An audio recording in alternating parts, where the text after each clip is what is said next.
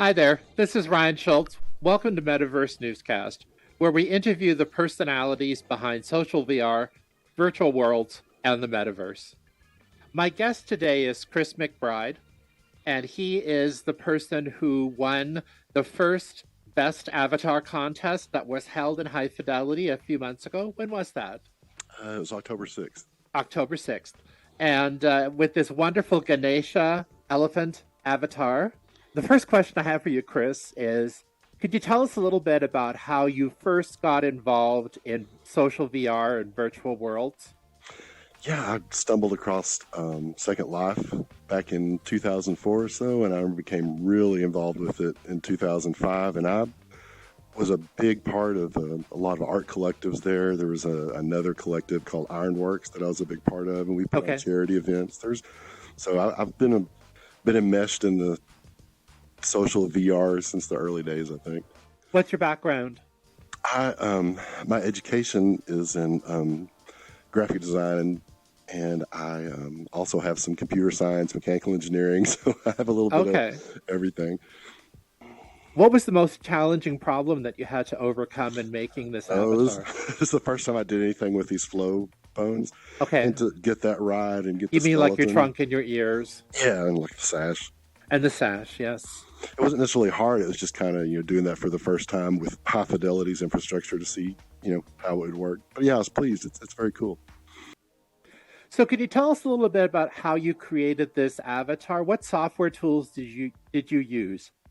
I model and UV map everything in a piece of software called Modo. Okay. And then I texture everything in Substance Painter. Any of the details, like what you would call like normal matte baking, I do in ZBrush and then reproject that back out in Substance Painter. And then I assemble everything in Maya and rig it, weight paint, all the facial animation. Okay. So I use 4 pieces of software. Oh, wow. Okay. So how long did it take for you to make this from start to finish? From a cube to finished, ready to wear, it was a solid week and a half, almost 2 weeks. Okay. How did you feel when you won the best avatar contest? I was excited. Yeah, it was very cool. I'm usually an introverted, shy kind of person, and so that kind of attention's a little much. But I enjoyed it. Met some cool people. Got some neat business contacts. So it was definitely worth the time and blood, sweat, and tears put into it. Did you get some avatar creation business out of that? I did. I was just going to ask you, how many controllers are you wearing right now? I've got one on each foot, one on my waist, one on each shoulder, plus the headset and the 2 wands. Because the tracking is just amazing. That's something that I really like about High Fidelity. It already supports extra controllers, which the other platforms that I visit often don't yet. Yeah, it really adds to the realism of your avatar. Well, there's a lot of other options that I haven't even tried yet. Like a Leap motion controller, things you can do on your desktop. With There's a lot of different options, I believe. And I've seen people do some crazy stuff with MIDI controllers. There's really cool MIDI support in High Fidelity that you can do real time things and change, parameters of just about anything you can build. Anything you can think up, and you are proficient in JavaScript, you can pretty much do here. So you must be an active part of the creator community here on High Fidelity. What are some of the things you most appreciate?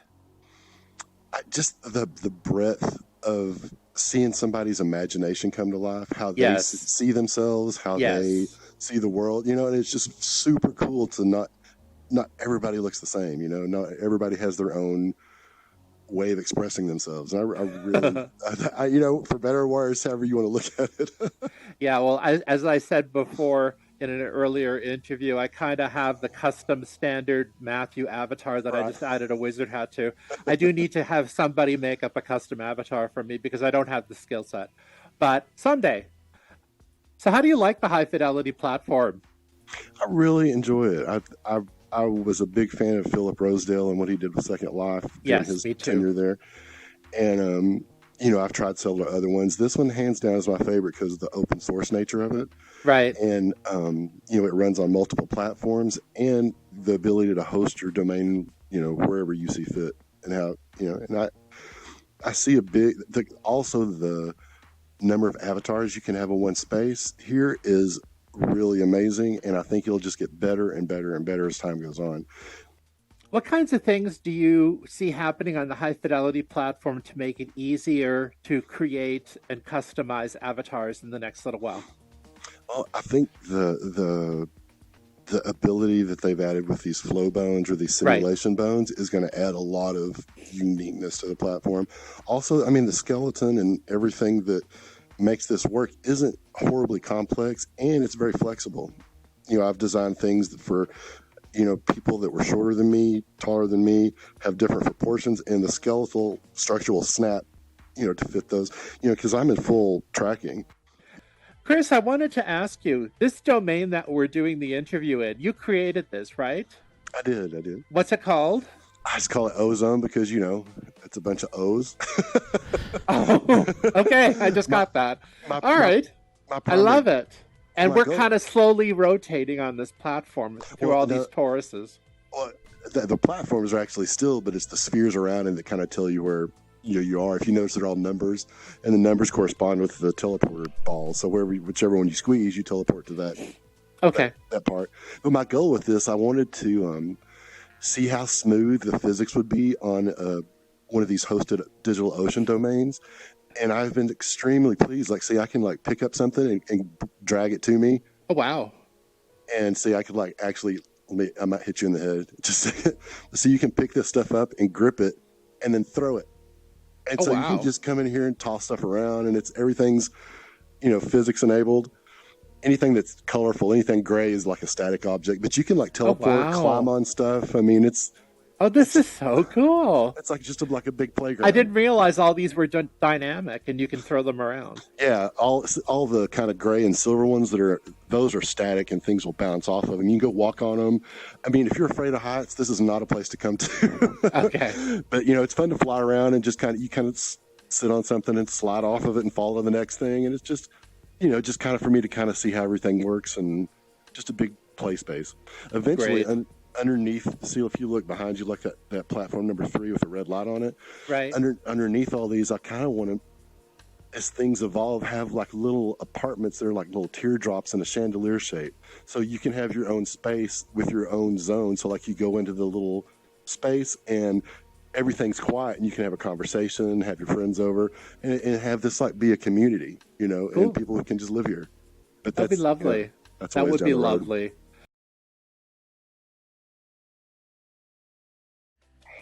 I like the way the red wave moves when you talk. Yeah, it's way too many polygons. Way too many polygons. It should be way lighter than that. But yeah, this is one of my first things I ever built here.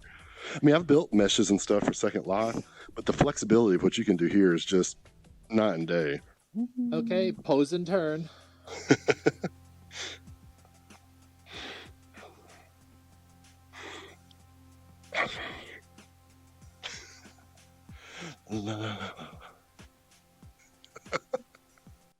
Gorgeous. That was great. That was fantastic. I hope you got that, Andrew.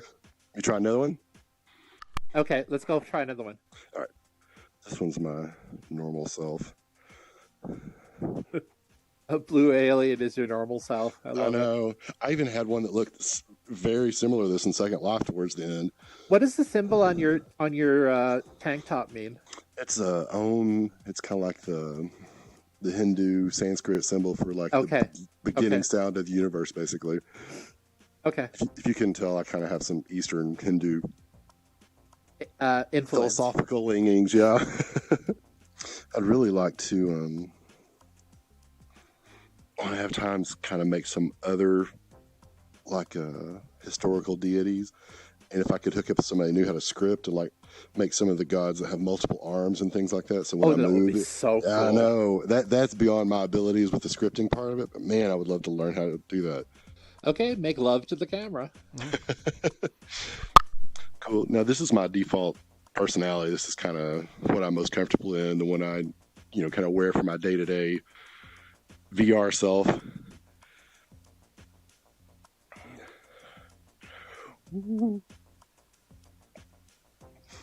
So graceful. Trackers on? Where do you put your trackers? I've got them on my feet, waist, shoulders, and then the wands in the headset. Do you use an Oculus Rift or HTC Vive? Yeah, I use a Vive. Okay. Was it difficult making that avatar? Since it was. This is actually the second incarnation of this design. This one's definitely a lot smoother, higher res, but the textures are more optimized. It loads faster, smaller file sizes, a little bit different facial animation. But I do when I construct things, I have it really helps if I have a photo of the person or myself, for that matter, in a T-pose. So that way I can see exactly where their joints are. And so when I construct the skeleton and rig the mesh to it, it moves more naturally, especially if they have trackers on. If you wear trackers, it's super important to get the arm length correct, like from the shoulder to the tip of the fingers. So that way that your shoulders and your arms move correctly and don't fold up, kind of like a chicken. Yeah, okay. So this is a custom avatar that you're making for somebody right now. It's not finished yet, I understand. What's the process if somebody wants to contact you to get a custom avatar made? They can contact me at chris@ultranique.com. You can also visit ultranique.com and kind of get an idea of who I am and the kind of things that I do. I need to put some more avatars up there, but you can definitely get an idea of my history. There's a lot of photos of Second Life and other design projects, so you can kind of tell who you're dealing with. But one of the most important things is that I get some measurements from you, so I can know exactly where to put the bones and construct the skeleton in a way that matches your body. So I definitely look at myself more as a boutique kind of one-off creator. I'm not necessarily in a mass market kind of way. I like to get to know people, see what they're looking for, and go from there. All right, thank you. Okay, pose and turn. My balance is not that good. That's fine. Do another slow turn, Chris.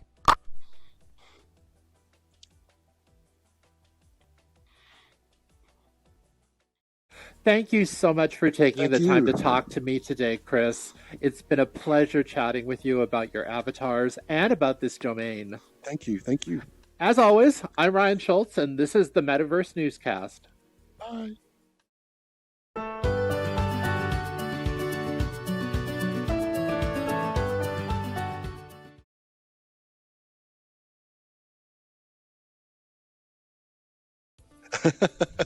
I celebrated with the prize money and bought one of the wireless adapters for my Vive, so I don't have any cables anymore. So that way you can whee. You don't have to worry about tripping over anything. So that was kind of my goal. It's like, if I win, I'm gonna go wireless. So yeah, it was a good thing. But yeah, it was nice to be acknowledged for that. And I, like all of us, I think I learn new stuff every time I make something new. So what I learned from that one, I'll take to the next one and the next one. So. It's just something I truly enjoy. It's something I really am passionate about doing. Don't be afraid to experiment. I think a lot of the rules here kind of evolve and are very fluid about what you can and cannot do. There's a lot of undocumented things. So just try it. Try exporting it with certain settings. If that doesn't work, try something else. That's how I learned. That's how I figured out how to make stuff work. I really like the open flexibility of what you can build here. As long as you can get an FBX file in here with some textures, you can pretty much make anything you want. And I think as they add good support for GLTF based textures and meshes, it can be completely open source without relying on any proprietary code. I would like there to be options to enable or disable certain features. I get that there's a wide array of people that use social, VR, including High Fidelity. If I want to go run and jump off a cliff and fall all the way, I would love to be able to turn that on. I would like to be able to change some of the smoothing options about how my trackers work. There's just a lot of places, just little tweaks that if you could enable or disable a few things or add a slider to enable some variability, I think that would really help satisfy a lot of people. Because maybe start off with a default simple implementation, just like you can go turn on the developer menu, turn on an advanced options menu, and mess it up as much as you want to. I think as they add shader support, so that you're not limited to just the materials and you can actually do programmable shaders, I think that will be a big addition. I think the fact that the original concept about how everybody that is logged into Hi-Fi can have the option to contribute resources to the experience, their computer horsepower, bandwidth, etc. I don't think that's necessarily in use at the moment, but the groundwork for that's there, and I think is, we go to a 5G wireless connections and everything gets faster. The mobile devices we have get faster. It will all be a great experience for everybody because the resources will be a shared thing and it smooths it out for everybody. At least that's my understanding of, the original intent of what the sandbox is capable of doing. Outside of one update, it has been the smoothest experience I've ever had with a hosted service of any kind like this. The ability to manage it through your High Fidelity account, go to your cloud domains, one-click update, and it's on the newest version, and you're ready to go. The ability to do a restart, it's fast, it's clean, and it's always on, and I think it's affordable for the reliability and smoothness that I've noticed on the, I personally, this one's a $15 a month tier. I think you can have between 6 or 8 avatars here before it bogs down. I've seen as many as 10 and it not be a problem. When you start throwing, physical objects and stuff around, it might slow down a little bit. But other than that, it works really, really good. I highly recommend it. To look at something I did a year ago and look at something I did now and go, oh my God, I never thought I'd be able to do something like that. I think that's probably my greatest joy. To see your own personal evolution and see, creating your own way of doing things, the way that you want this to work and the way you enjoy making things, as long as it fits the constraints and doesn't slow everybody else down, and you're responsible with your polygon count and textures that you choose, do whatever you want, and I like that flexibility to experiment and just play. I would tell the VR chat people that you can have more than 30 to 35 people in world at the same time. The sense of community and having a crowd of people is really something that's amazing to experience. The people in Sansar, I would tell, you have the freedom to do whatever you want. You have a blockchain-based market system. You have the ability to recompile the software however you want to use it. And you're not locked into dealing with just one entity, which I really appreciate. It's the difference between basically a chat room with shoes, which Judas here has stated very eloquently, and actually being in front of somebody. The sense of presence when you are able to walk up and actually look somebody in the eye, and the more trackers they have on, the more motion, the more you can read somebody's body language. It's a much more immersive, personal, bi-directional experience than Second Life. A lot of times I felt like Second Life is I'm looking through a window into something. This is you're on the other side of the window inside it.